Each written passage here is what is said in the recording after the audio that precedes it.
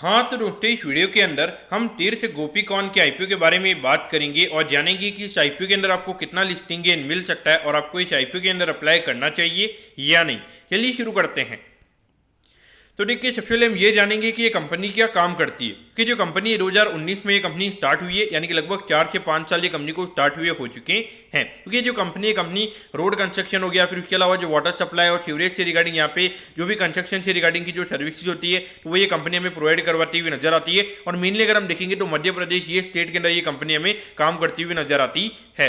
और उसके अलावा अगर हम देखेंगे तो यहाँ पे सब कॉन्ट्रैक्टर से रिगार्डिंग यहाँ पे जो सर्विसेज होती है वो भी ये कंपनी हमें प्रोवाइड करवाती हुई नजर आती है। एक रेसिडेंशियल टावर बनाने में भी ये कंपनी ने इंडोर के अंदर यहाँ पे हेल्प किया, तो उसके रिगार्डिंग यहाँ पे जो सब कॉन्ट्रैक्टर की जो सर्विसेज है वो ये कंपनी ने प्रोवाइड की है।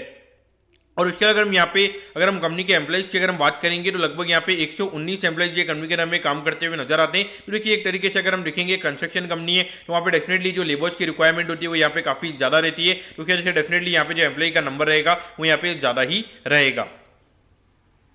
अगर हम यहाँ पे कंपनी के ऑब्जेक्टिव की अगर हम बात करेंगे, यानी कि जो आईपीओ से कंपनी को पैसा मिलने वाला है उससे कंपनी कैसे यूटिलाइज करने वाली है, तो देखिए यहाँ पे वर्किंग कैपिटल की रिक्वायरमेंट, यानी कि जो डेली टू डेली कैश की रिक्वायरमेंट होते हैं उसके रिगार्डिंग यहाँ पे कंपनी का आईपीओ में आता हुआ नजर आ रहा है। तो देखिए, एक तरीके से कंस्ट्रक्शन कंपनी है तो यहाँ पे मेनली वर्किंग कैपिटल की रिक्वायरमेंट रहती है, क्योंकि यहाँ पे जो आपके लेबर्स वगैरह होते हैं तो उसके लिए आपको पैसा चाहिए होता है। आपका जो रॉ मटेरियल वगैरह होता है तो उसके लिए यहाँ पे पैसा चाहिए होता है। जो मेनली आपके जो क्लाइंट्स वगैरह होते हैं कभी टाइम पे पैसा नहीं देते, तो कहीं ना कहीं यहाँ पे अगर आपका वर्किंग कैपिटल अगर अटक जाता है तो वहाँ पे कहीं ना कहीं आपका काम अटक जाता है और वहाँ पे आने वाले टाइम के लिए जो आपकी ग्रोथ होती है वो काफ़ी ज़्यादा अटक जाती है। तो मेनली उसके लिए कैपिटल चाहिए होती है और उसके रिगार्डिंग यहाँ पे ये कंपनी का आईपीओ में आता हुआ नजर आ रहा है। अगर हम यहाँ पे कंपनी के प्रमोटर्स की अगर हम बात करेंगे तो देखिए, महेश भाई कुंभानी जी, फिर उसके अलावा चंद्रिका बहन कुंभानी जी और पलव कुंभानी जी हमें यहाँ पे कंपनी के प्रमोटर नजर आते हैं। अगर हम कंपनी के फाइनेंशियल्स की अगर हम बात करेंगे तो फाइनेंशियल्स पर्टिकुलरली कंपनी के इतने इंटरेस्टिंग हमें नजर नहीं आते। 2021 में अगर हम देखेंगे अराउंड 46 करोड़ के लगभग कंपनी का रेवेन्यू का नंबर था, लेकिन उसके अगेंस्ट अगर हम देखेंगे हार्डली 46 लाख के लगभग यहाँ पे कंपनी ने प्रॉफिट किया था, यानी कि अराउंड 1% के लगभग कई कंपनी का नेट प्रॉफिट का मार्जिन था, जो कि अगर हम देखेंगे काफ़ी लो है। और उसके बाद अगर हम देखेंगे 2022 में कंपनी का रेवेन्यू का नंबर हमें 15 करोड़ से गिर के 31 करोड़ के लगभग यहाँ पे होता हुआ नजर आया था। तो देखिए, लोगों का कोविड में काफ़ी काम काफ़ी कम हो गया था, लेकिन ये कंपनी का आई थिंक कोविड में बढ़ गया था। उसके बाद अगर हम 2023 में अगर हम देखेंगे अराउंड 39 करोड़ के लगभग कंपनी का रेवेन्यू का नंबर हमें यहाँ पे नजर आता है और उसके अगेंस्ट कंपनी ने 1 करोड़ 79 लाख के लगभग यहाँ पे कंपनी ने प्रॉफिट किया है। और अभी अगर हम देखेंगे जब ये कंपनी का आईपीओ आ रहा है तो वहाँ पे एकदम से कंपनी ने 6 महीने में अराउंड 37 करोड़ के लगभग यहाँ पे कंपनी ने रेवेन्यू किया है, जो कि इंडिकेट कर रहा है कि लगभग 75 टू 80 करोड़ के लगभग का रेवेन्यू का नंबर यहाँ पे पूरे फाइनेंशियल ईयर में कंपनी का हो सकता है। और उसके अगेंस्ट अगर हम देखेंगे तो लगभग 3 करोड़ 39 लाख के लगभग यहाँ पे कंपनी ने प्रॉफिट किया, तो जो कि इंडिकेट कर रहा है कि लगभग 6.5 से 7 करोड़ के लगभग का प्रॉफिट का नंबर यहाँ पे ये पूरे फाइनेंशियल ईयर में कंपनी का हो सकता है। तो अगर हम देखेंगे तो यहाँ पे ये जो पहले 3 साल के नंबर की अगर हम बात करेंगे तो यहाँ पे पर्टिकुलरली कोई ग्रोथ नहीं है। अगर हम देखेंगे तो नेगेटिव ग्रोथ रही है। 2021 में जो कंपनी का नंबर था, 2022-23 में कंपनी ने उससे भी कम नंबर यहाँ पे कंपनी ने किया है, जो कहीं ना कहीं अगर हम देखेंगे। और यहाँ पर भी अगर आप देखोगे 37 करोड़ के रेवेन्यू पे कंपनी ने 3 करोड़ के लगभग का प्रॉफिट यहाँ पे कंपनी ने दिखाया, जबकि यहाँ पे 46 करोड़ के रेवेन्यू पे कंपनी ने सिर्फ 46 लाख के लगभग का प्रॉफिट किया था। और जबकि अगर हम 2021 में जब कोविड वाला जो हुआ था वहाँ पे जो रॉ मटेरियल की कॉस्ट थी वो यहाँ पे काफ़ी कम हो गई थी, तो जितनी भी कंपनी थी उनके जो नेट प्रॉफिट के मार्जिन के नंबर थे वो यहाँ पे काफ़ी ज़्यादा हो गए थे। तो कहीं ना कहीं देखा जाए तो मुझे यहाँ पे नंबर्स को देख के पर्टिकुलरली इतना कुछ सही से समझ में नहीं आ रहा है। तो ये मुझे नंबर्स को देख के ऐसा लग रहा है कि इसको पर्टिकुलरली भरोसा नहीं किया जा सकता है। मुझे लगता है कि यहाँ पे एकदम से अगर कंपनी का 1% के लगभग यहाँ पे मार्जिन था, और यहाँ पर अगर हम देखेंगे ऑलमोस्ट यहाँ पे 8-9% के लगभग का नेट प्रॉफिट का मार्जिन यहाँ पे कंपनी का हुआ है, क्योंकि मुझे लगता है कि कहीं ना कहीं यहाँ पे कुछ ना कुछ यहाँ पे गड़बड़े नंबर्स के अंदर वो पर्टिकुलरली हमें यहाँ पे पता नहीं चलेगा।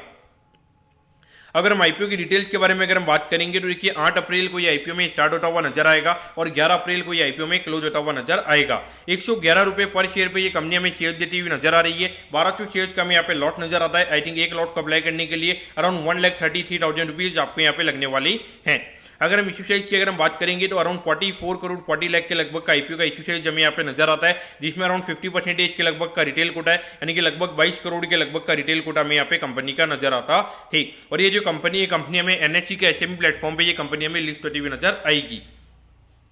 अगर हम टाइम टेबल के बारे में अगर हम बात करेंगे तो देखिए 12 तारीख को आपको पता चल जाएगा कि आपको अलॉटमेंट मिला ही, यानी कि अलॉटमेंट नहीं मिलता तो 15 को रिफंड मिल जाएगा और 15 को डीमेट अकाउंट में शेयर आ जाएंगे अगर आपको अलॉटमेंट मिलता है, और 16 तारीख को ये कंपनी हमें लिस्ट होती हुई नजर आएगी।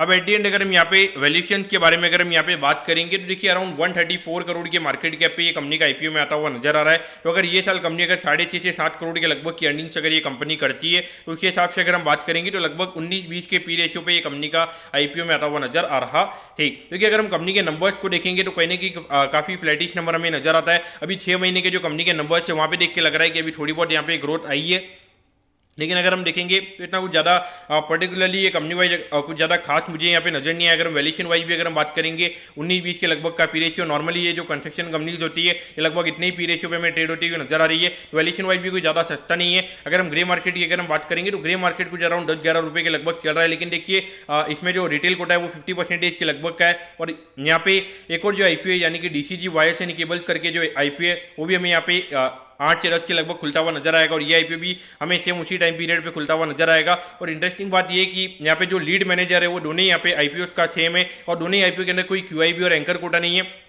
तो वो मुझे यहाँ पे थोड़ा रिस्की नजर आता है। और एज ए कंपनी भी अगर हम देखेंगे तो कुछ ज़्यादा कुछ इंटरेस्टिंग नहीं है। लेकिन अगर कुछ कंपनी में कुछ अगर ऐसा हो यानी कि लिस्टिंग के दिन यहाँ पे स्ट्रॉन्ग बायर हो, जैसे कि अगर आप देखोगे केपी ग्रीन जो कंपनी थी उसका आईपीओ 190 करोड़ के लगभग था, यानी कि इतना बड़ा आईपीओ था, फिर भी अगर आप देखोगे ऑलमोस्ट लगातार हमें अपर सर्किट लगता हुआ नजर आ रहा है। यानी कि कुछ यहाँ पे ऐसी चीज़ें होनी चाहिए कि जिसकी वजह से मार्केट में कंपनी की डिमांड होनी चाहिए, तो वो मुझे पर्टिकुलरली यहाँ पे ये कंपनी के अंदर नजर नहीं आता है। तो इसलिए मेरे ख्याल से तो यहाँ पे अवॉइड करना ही सही रहेगा। हाँ, अगर हो सकता है कि अगर कुछ ऑपरेटर वगैरह थ्रू ये मैनेज होता, अगर मार्केट में कंडीशन अच्छी होती है तो एक बार के लिए 5-10% के प्रीमियम पे ये लिस्ट हो सकता है। लेकिन देखिए अगर 5-10% के प्रीमियम पे अगर बाई चांस मार्केट में अगर कंडीशन कुछ ऊपर नीचे अगर हो जाती है वहाँ पे डेफिनेटली 20-25% पे भी ये नीचे खुलता हुआ हमें नजर आ सकता है। तो वो पॉइंट ऑफ से देखा जाए मेरे ख्याल से इसको अवॉइड करना ही सही रहेगा। दोस्तों मैं कहता हूँ कि तीर्थ गोपीकॉन के आईपीओ के बारे में आपको सब कुछ समझ में आ गया होगा। अगर आपकी कोई भी क्वेरीज है आप कमेंट कीजिए, मैं जरूर आपके कमेंट पर रिप्लाई करूंगा। ओके दोस्तों, thank you, have a nice day.